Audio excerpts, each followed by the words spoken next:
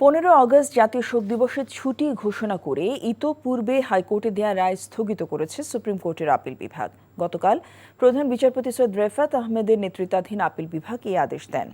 আজ অতিরিক্ত attorney general barrister অনিক আর হক বিষয়টি নিশ্চিত করেছেন। এর আগে গত 13 আগস্ট শেখ মুজিবুর রহমানের শাহাদাত বার্ষিকী এবং জাতীয় শোক দিবস উপলক্ষে ঘোষিত 15 আগস্টের সাধারণ ছুটি বাতিল করা হয়।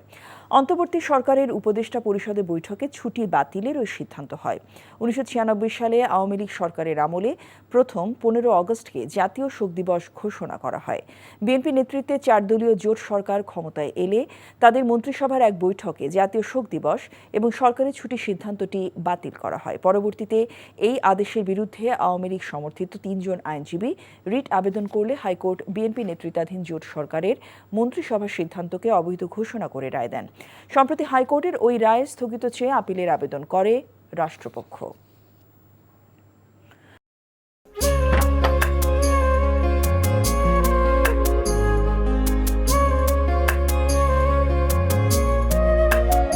এটা আমাদের ঘর, আমরা দুজন মিলে সবকিছু গোছাবো।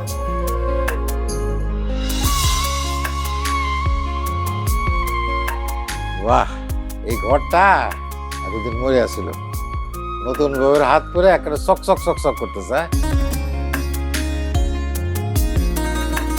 যদি কখনো কোনো ঝড় এসে সব এলোমেলো করে দেয় তাহলে?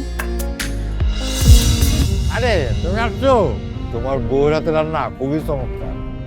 এলাকাটা ভালো না, একটু সবকিছু চোখে চোখে রাখেন। আমার খাওয়ানিও তোমার কোনো চিন্তা করতে হবে না। এই যে চুড়ি দিয়েছে, শাড়ি দিয়েছে না জিলু, তার কাছে চল চল চল, সরো সরো। পৃথিবীতে মানুষের মানুষের সম্পর্কের বড় সমস্যা কি জানো?